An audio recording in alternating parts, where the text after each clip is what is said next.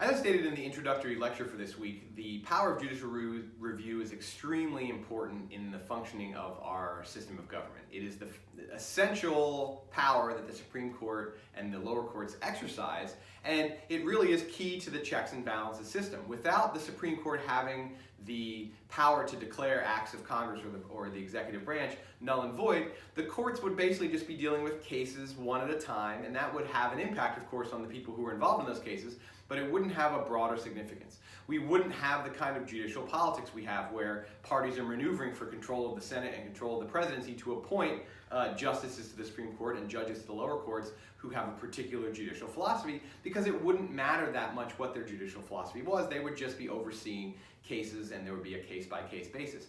The power of judicial review gives the Supreme Court and all the lower courts a broader role in the system of checks and balances. So where did this power come from? It's the result of a very soap operatic type of political story. And I want to tell this story today as a way of, one, demonstrating that the founding generation played hardball politics, also to show how it is that things that are crucial to our system of government evolved through political struggles, not through just some constitutional provision.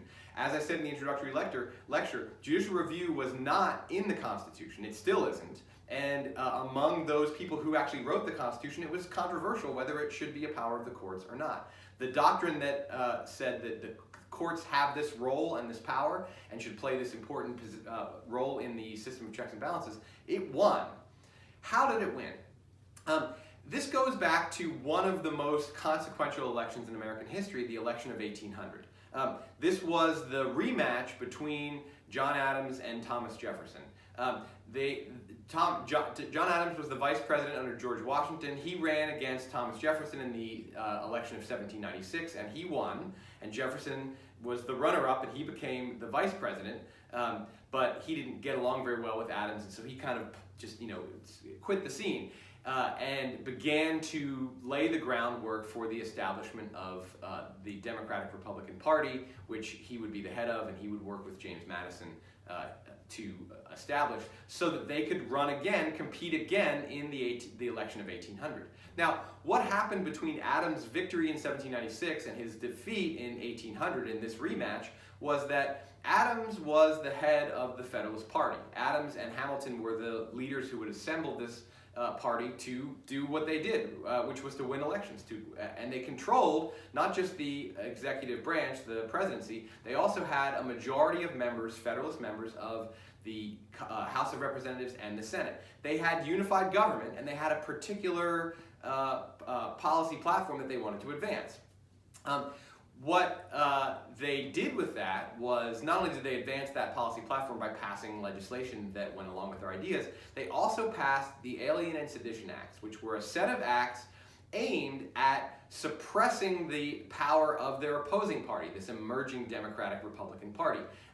The Alien Act gave the president the power to round up and deport aliens, and President Adams basically did that for French immigrants who were supporters of the Jeffersonian, Madisonian party that was emerging, and didn't do the same thing for other aliens. The Sedition Act made it a crime to criticize the government, which, if that sounds like it violates the First Amendment, it almost certainly does, though it was never struck down the way we would expect it to by the Supreme Court declaring it a violation of the First Amendment protection for freedom of speech, because of the story that I'm about to tell you. But it was very much used as a political weapon against Jefferson and Madison and their allies. The Adams administration jailed and shut down pro-Jeffersonian newspapers and printers, essentially attempting to silence the opposition. Now, what happened was that the American people didn't respond well to this, and this was the first case of political overreach. The Federalists, finding themselves with unified control over Congress and the presidency, decided that they were going to use that control not just to advance in a very vigorous way their policy agenda, but to actually hinder their political opposition. And in the election of 1800, the rematch between Adams and Jefferson, the American people responded very negatively to that political overreach.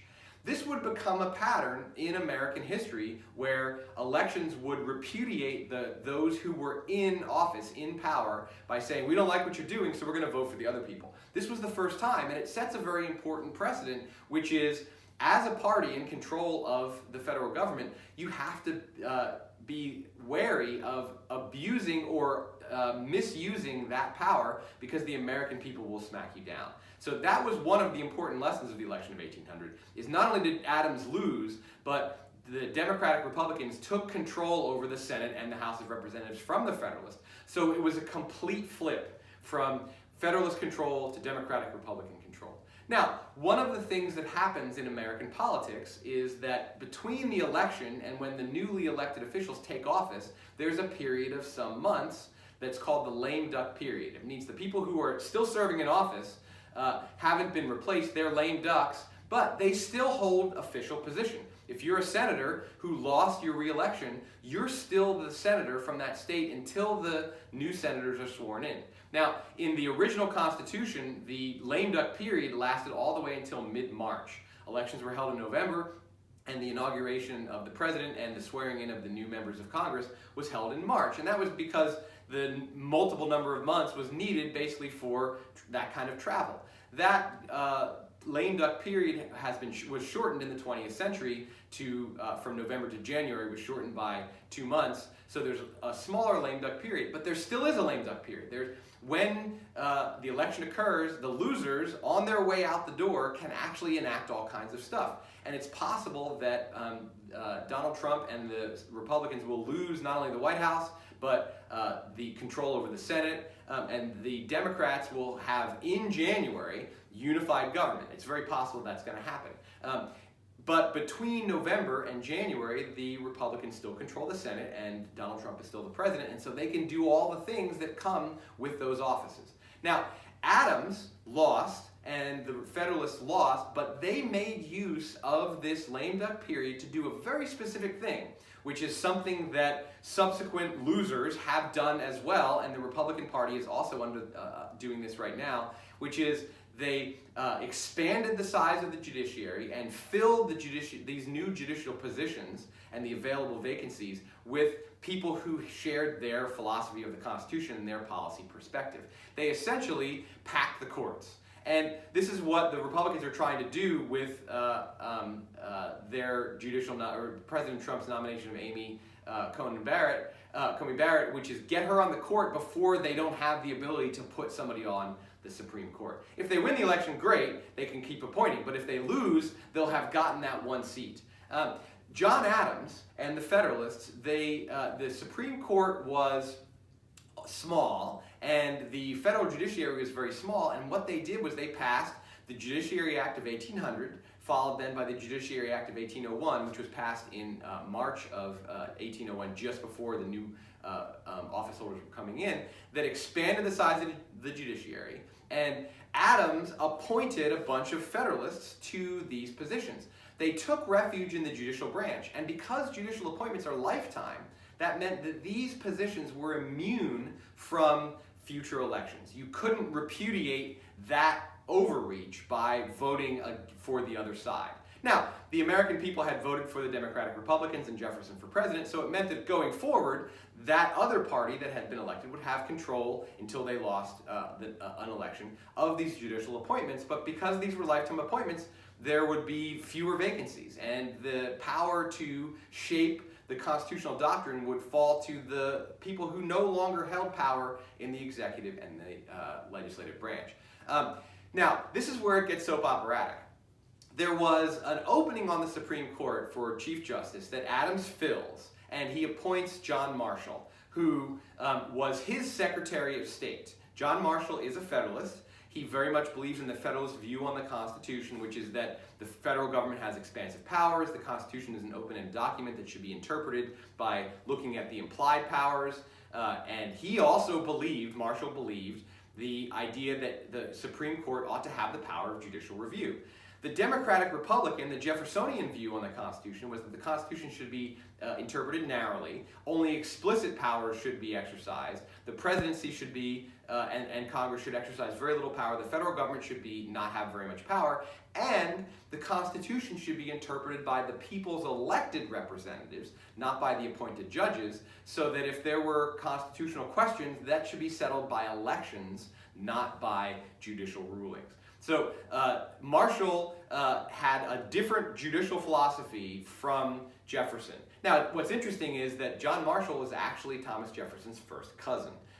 And they didn't like each other very much. They didn't get along, and they belonged to different political parties, which happens in families sometimes. Perhaps some of you watching have that experience where you have allegiance to one party and people in your family have allegiance to others, and you have this conflict. It has happened forever. So John Marshall is Thomas Jefferson's first cousin. There's animosity there, personal animosity. There's a very big difference in judicial philosophy. Jefferson very firmly believes that the power of judicial review doesn't exist. It's not in the Constitution, and therefore we shouldn't dig it out of the Constitution. That fits Jefferson's judicial philosophy, which is that we only look at the explicit powers. If the framers of the Constitution had intended for the judicial branch to exercise the power of judicial review, they would have put it in there, is Jefferson's reasoning. Now, John Marshall is not just appointed Chief Justice by John Adams right as he's outgoing during the lame duck period. He denies, with this appointment, he denies Thomas Jefferson the ability to appoint a Democratic-Republican-oriented Chief Justice. Adams appoints John Marshall not only because he has his same judicial philosophy, he's young and vigorous and energetic. John Marshall will serve 35 years as the Chief Justice of the U.S. Supreme Court, the longest-serving Chief Justice. He leaves an indelible mark on judicial philosophy, on judicial procedure. He made all kinds of innovations, and he wrote the ruling, Marbury versus Madison, which is the subject of this story, that established judicial review, and for over the course of the next 3 decades, essentially shepherding the court in the direction he wanted to, he was able to make that precedent last. So that by the time he was gone from the court, it was deeply assumed by all people in American political culture, by most anyway, the power of judicial review was a necessary one. So he didn't just announce it in this ruling, Marbury versus Madison. Because of his longevity and his tenacity and his intellectual force and his energy, he wrote about 10,000 Supreme Court rulings in his 35 years. He left an indelible mark. He made the court system what it is today through his force of will and through his intellectual vigor and his youth. Basically, because Adams made this appointment during the lame duck period, he denied the American people their elected president's choice for Chief Justice. If Jefferson had been able to appoint a Chief Justice who was young and vigorous and intellectually energetic, that would have led to a, say, 2 or 3 decade period with a very different kind of Chief Justice, and we would have a very different set of judicial traditions and precedents that would have resulted from a Chief Justice selected by Thomas Jefferson. So this kind of judicial politics goes all the way back to the founding generation. Now, John Marshall also plays an important role in this, in that John Marshall was John Adams' Secretary of State. And the job of the Secretary of State back then was twofold. One, the Secretary of State was the nation's lead diplomat, as the Secretary of State is today. The Secretary of State also at the time was essentially the lead administrator of the executive branch. The executive branch wasn't very big, it didn't have very many employees, so the Secretary of State's job was to oversee the administration of the executive branch, including passing out the appointments that the president made to the various positions that the president had the power to make appointments to, such as judicial positions. So what happens is that the Federalists, with Adams' guidance, Adams appoints a bunch of new judges, Federalist judges, to a bunch of different new judicial positions. The District of Columbia had a new court system. There were district courts that were added. There was an appeals court that was added. Adams appoints a bunch of people. Their appointments go to the Senate, where the Senate votes on them, and the Federalist-controlled Senate lame duck. These guys were losers. They lost the election, but they passed these appointments, and the clerk of the Senate puts the official seal on it, sends it over to the Secretary of State's office, and the Secretary of State's job is to distribute these commissions, which is an official piece of paper with wax stamped on it, to these appointed judges so they can go take their positions. Now, this was all done, even though there was a 5-month period, this was all done very hurriedly in the last minute. These positions are often known as midnight judges because they're appointed like right before midnight, right before power is transferred. And in the case of John Marbury, who was one of these midnight judges, his appointment, his commission, which came back from the Senate and landed on John Marshall's desk, stayed on John Marshall's desk. John Marshall himself was leaving the Secretary of State position to be sworn in as the Chief Justice of the Supreme Court, and he, being busy with this transition, left this and several other commissions undelivered. Now, what happens is, the next day, the incoming Jefferson administration occupies the executive branch and occupies all of these positions in the legislature, but because the judges that have been appointed have lifetime positions, they can't get rid of them. But Jefferson's appointed Secretary of State, the successor to John Marshall, who's now the Chief Justice of the Supreme Court, is James Madison, Jefferson's right-hand man, who will become his presidential successor. James Madison will spend 8 years as president after Jefferson. But Madison is now the Secretary of State. He arrives in his office, and there is an undelivered commission. There are several of them, but there's this one for John Marbury is undelivered. And that means that John Marbury doesn't yet have his official document that allows him to take his position on this federal court for the rest of his life, or until he resigns. Madison asks Jefferson what to do. And in the contemporary version, I imagine he picks up his cell phone and he said, "Hey, Tommy, you're not going to believe what I found in my office when I got to work this morning on day 1 of our administration. Here are these undelivered commissions. What should I do with them?" And Jefferson says, "Stick them in a desk drawer and lock it. Don't deliver these." And that's what Madison does. Now, they don't have a cell phone conversation, but they do have a communication that results in exactly this action. James Madison doesn't do his job. His job is to administer the executive branch, one function of which is to deliver these approved commissions. The Senate, even though it was politically sleazy, it was a lame duck session, they were midnight judges, the Federalists were essentially doing all of this so they could take refuge in the judicial branch after having been thoroughly repudiated in an election. So it's sleazy, but it's all constitutional and it follows all the rules that have been established by Congress for the functioning of the federal government. But Madison just decides at Jefferson's bidding not to do his job. Now, John Marbury, knowing that this commission is supposed to be delivered to him, takes James Madison to federal court because he wants his commission. He goes to the Supreme Court, which according to the Judiciary Act of 1789 is going to be the original jurisdiction for cases of this sort. He goes to the Supreme Court and asks the court to issue a writ of mandamus. Now, this is a legal document that literally means handed over.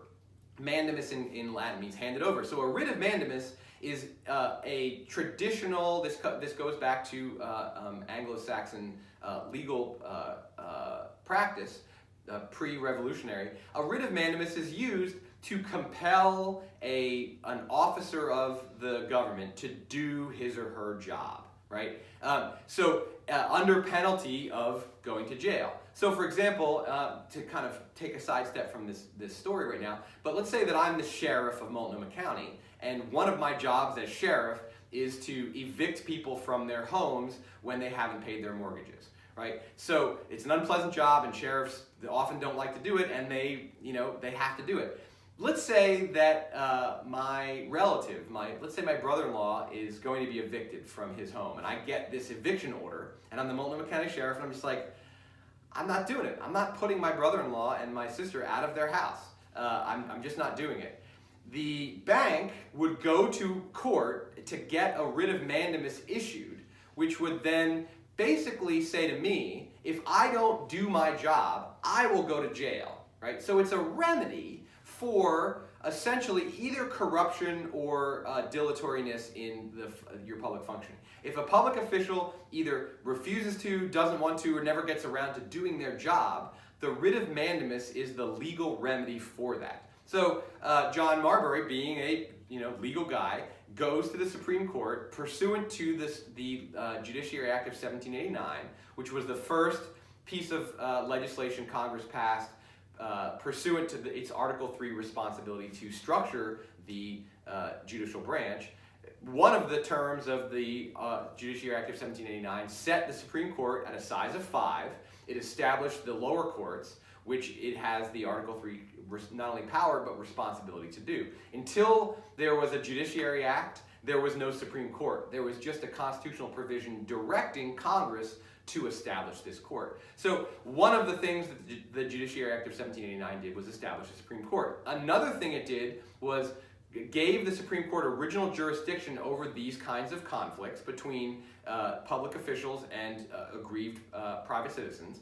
And it gave the Supreme Court the power to issue the writ of mandamus. Now, while the Constitution explicitly states that Congress has the power to structure the judicial branch in the Supreme Court, it doesn't explicitly state that the Supreme Court will have the power to issue writs of mandamus, and it doesn't give original jurisdiction to the Supreme Court for these kinds of conflicts. It explicitly gives the Supreme Court original jurisdiction over certain conflicts, which this is not one of them, and it gives them appellate jurisdiction over other kinds of conflicts.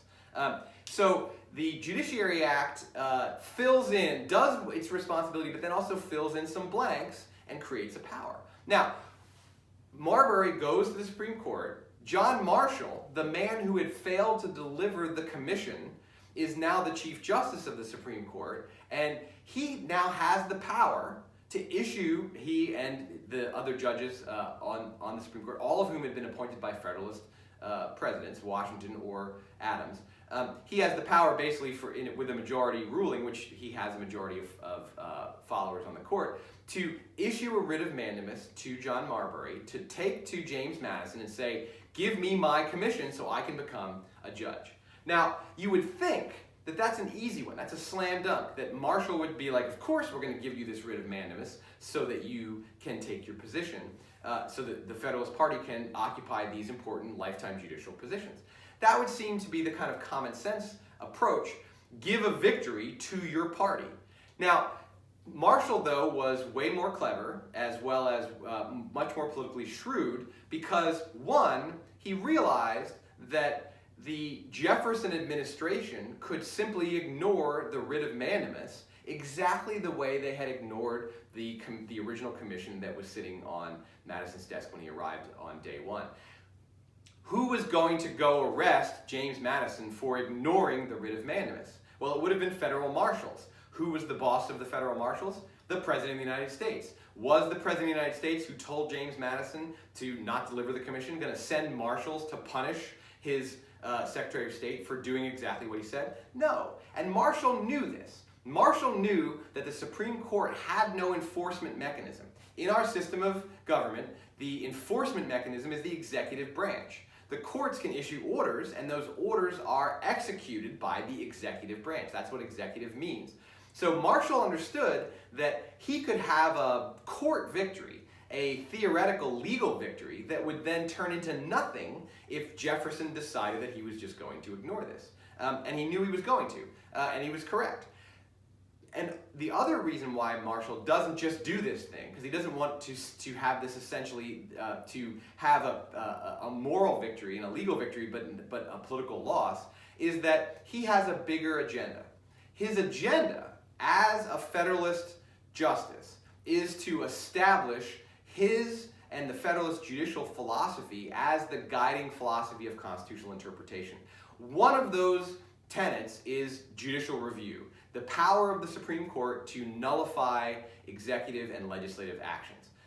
He wants that. That's a bigger agenda item than getting these judges onto the bench for lifetime positions. And in fact, it would way outlive John Marbury. and it would way outlive even somebody who lived to 120 years old. Judicial review would have way outlived them. So Marshall had bigger fish to fry, and he saw an opportunity here to win that victory without the political backlash of essentially having the Jefferson administration ignore his order. So what he did was this. He wrote a ruling that asked 3 questions. I'll go through the ruling in sort of very summary way, but just to show you how clever he was and what kind of legal reasoning he used. He said there are 3 questions at issue in this case. 1, has a wrong been committed? And he says, of course there's a wrong been committed.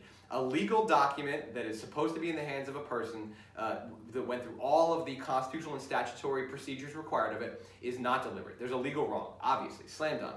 Question number 2, is there a remedy for this legal wrong? And his answer is yes, there is. The writ of mandamus is the remedy for this legal wrong.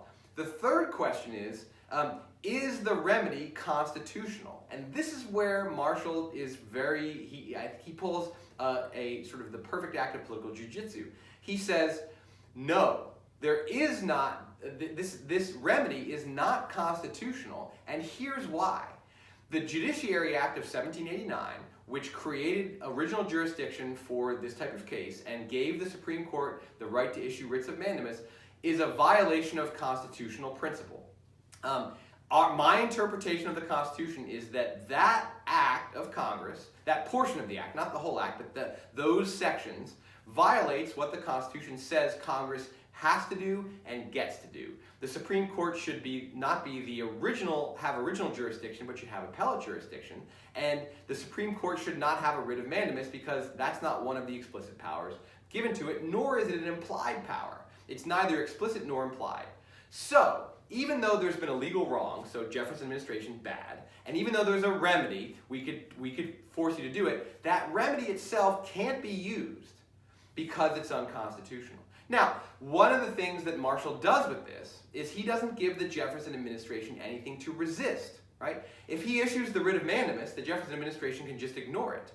When he doesn't issue the writ of mandamus, when he actually gives the victory to the Jefferson administration, Madison wins the case, not Marbury, there's nothing for Jefferson to resist. There's nothing for Madison to resist because they won. So they can't do anything to undermine this victory since it's their own victory.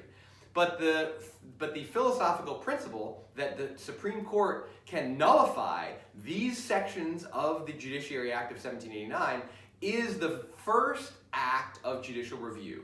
And what Marshall does to justify doing this and to justify the use of the power of judicial review going forward is he makes an argument about constitutional interpretation and the judicial branch's role in a system of government. What he says, to summarize very quickly, he has a sort of a richer argument, but basically he says that in order to try cases, in order to handle these kinds of controversies, the courts have to operate within the law, and with the law and the Constitution as it's written. If, in order to decide the case, they come across a law or a provision of a law that violates the fundamental rules of the system, should they ignore that or should they not ignore that? And he says it would be ridiculous to ask judges to ignore things which go against the Constitution, because then what does the Constitution mean? It's meaningless if a rule or a law or a procedure can undermine democratic or undermine constitutional principles or ignore constitutional principles and stand, right? And this could have been, this same argument could have been referred to the Sedition Act, right? If the Sedition Act comes up, if somebody gets arrested under the Sedition Act and they appeal their conviction and the judge looks at the Sedition Act and says, well, you're guilty of a crime that shouldn't exist, so I have to what? Marshall's basically like, the judge has to say the crime doesn't exist because the law that makes it a crime is an affront to constitutional principles. If judges can't do this, then they're basically just themselves rubber stamping unconstitutional behavior, and that's asking them to actually go against their oath to uphold the Constitution. So to follow their oath, to uphold the Constitution, they have to strike down that law. They have to use the power of judicial review. This is his argument that even though it's not explicitly stated in the Constitution that the court should have this power, if it doesn't have it, the Constitution doesn't make any sense. The judicial branch does nothing. except for, in cases like that, just actually push judicial officers into violating their oath to uphold the Constitution. So if a case came before a judge and the law was clearly a violation of a constitutional principle, like the protection for freedom of speech, the judge can't ignore that law is unconstitutional. So Marshall says, we can't ignore the fact that the remedy for this wrong is an unconstitutional act by Congress, so we have to declare it null and void.